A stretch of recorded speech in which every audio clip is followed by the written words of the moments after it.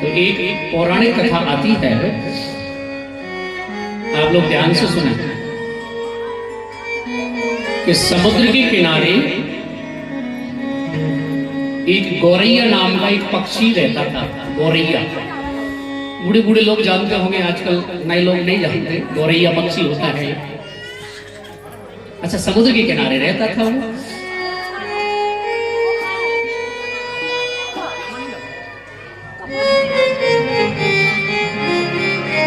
और गौरैया पक्षी का काम क्या महाराज, वही एक मंदिर था समुद्र के किनारे।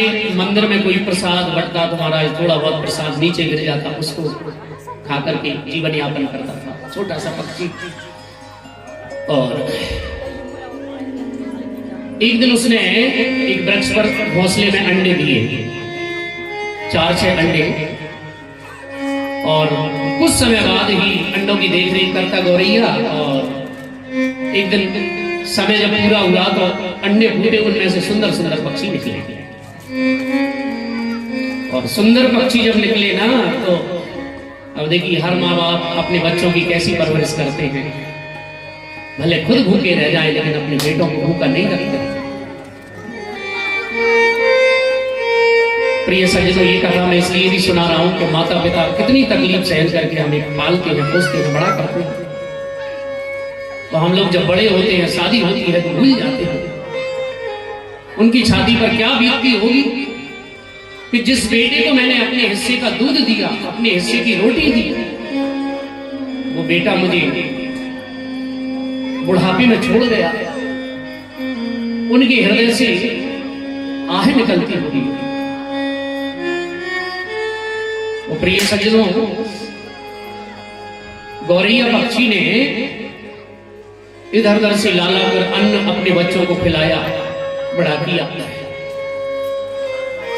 लेकिन एक दिन की बात, समुद्र में ज्वार भाटा उठा, बड़ी जोर से। ज्वार भाटा जानते हैं, समुद्र में तूफान आया, बड़ी बड़ी तरंगें आई और इतनी बड़ी बड़ी लहरें आई कि वृक्ष से ऊपर लहरें पहुंच गई। वृक्ष पर जो घोंसला रखा था जिसमें छोटे छोटे गौरैया के बच्चे थे, वो सब समुद्र में बह गए। गौरैया पक्षी दौड़ा दौड़ा आया, वृक्ष की तरफ देखा, नेत्रों में आंसू, मन ही मन प्रार्थना करता, हे ठाकुर जी, मेरे बच्चों ने किसी का क्या बिगाड़ा था। ये मेरे बच्चों को, जब उसकी नजर पड़ी तो समुद्र के बीच में बच्चे अभी घोंसले में रखे तैर रहे थे। प्रसन्न हो गया, बच्चे, अभी मेरे बच्चों की मृत्यु नहीं हुई है, बचे हुए हैं। समुद्र के किनारे बैठ गया, हाथ जोड़ के प्रार्थना करता है, हे समुद्र देव भगवान, आप साक्षात भगवान के अवतार हैं। हे समुद्र भगवान, आप मुझ पर कृपा करो। देखिए, मेरे बच्चों ने आपका कुछ बिगाड़ा तो है नहीं, आप मेरे बच्चों को बाहर ले जा रहे हैं और उन्होंने तो अभी कुछ देखा ही नहीं, अभी छोटे छोटे हैं, अभी तो उड़ना भी नहीं जानते। हे सागर देव, आप मेरे बच्चों को मुझे वापस करो। बहुत देर तक प्रार्थना की। प्रार्थना करने पर समुद्र मन ही मन हंसने लगा कि देखो, इस छोटे से जीव की गौरैया की क्या औकात था। अब मैं इतना बड़ा सागर, मैं क्या इसकी बात सुनूंगा? ये मेरे सामने गिड़गिड़ा रहा है। देखिए, ये अभिमान है। हम और आपके जीवन में भी जब पद आ जाता है, धन आ जाता है, दौलत आ जाती है, तो हम छोटे व्यक्तियों को कुछ नहीं समझते। सुखदेव जी राजा परीक्षित से कहते हैं कि हे राजन, सबसे पहले तो मन में ये जो भाव है कि तुम राजा हो, ये भाव त्याग दो।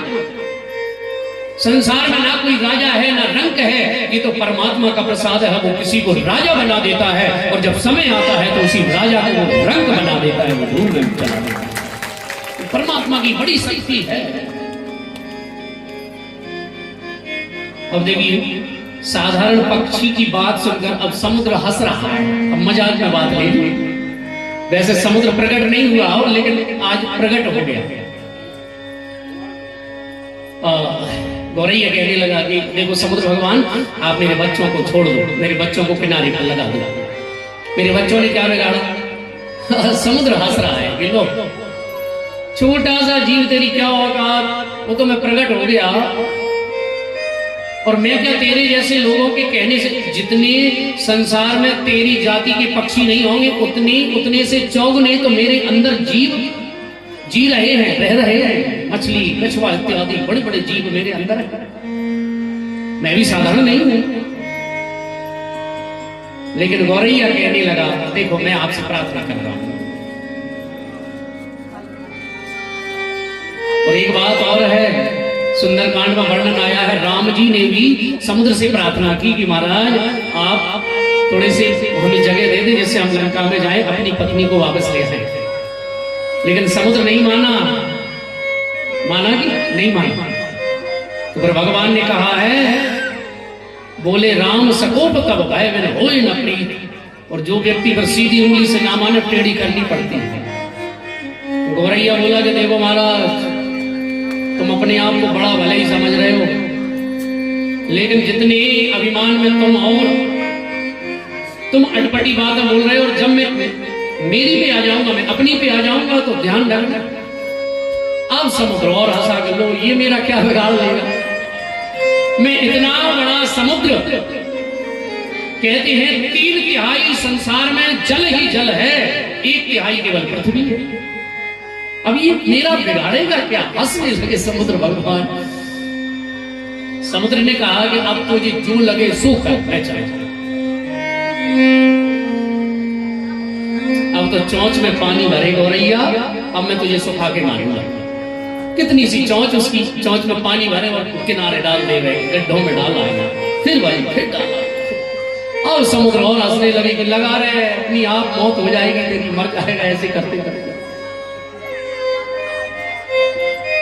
5 दिन हो गए गौरैया को, ना भोजन करता है ना पानी पीता है, उसका एक ही प्रण कि इसका अभिमान मैं दूर करके रहूंगा, मैं इसके जल को सुखा दूंगा।